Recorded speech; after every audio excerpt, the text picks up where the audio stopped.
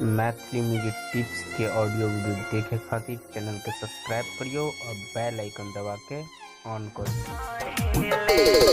हमके बता दे रे पुड़ाबा कबना दिशा में जान रहेले, कबना दिशा में जान रहेले। पागल दिलावा रहिया निहारे बिरही के मारना सहेले। हमके बता दे रे पुड़ाबा कबना दिशा में जान रहेले, कबना दिशा में जान रहेले।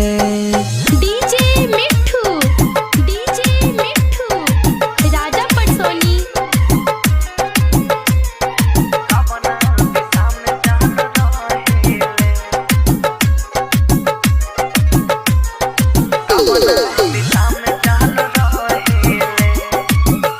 हाँ रोता दिलवाई जो हटा अखियाई तोहरे सूरतिया ये जान हो, तोहरे सूरतिया ये जान। हाँ रोता दिलवाई जो हटा अखियाई तोहरे सूरतिया ये जान हो।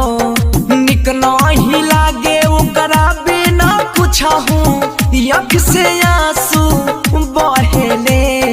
का रहे हमर कसुरवा बेवफा हमके उ कहेले, बेवफा हमके उ कहेले। डीजे मिठू राजा पटसोनी।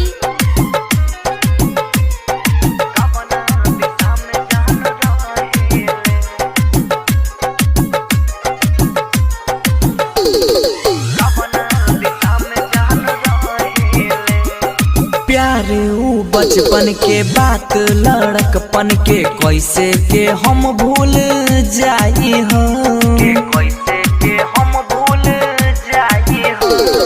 प्यार ऊ बचपन के बात लड़कपन के कैसे के हम भूल जाई हो।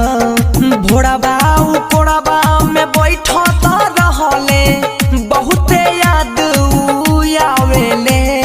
मंगिया में भर के सेनुरावा बंसी के प्यार में बहेले, अभय के प्यार में बहेले। पागल दिलावा रहिया निहारे बिरही के मारना सहेले। हमके बता दे रे पुड़ाबा कबना दिशा में जान रहेले, कबना दिशा में जान रहेले।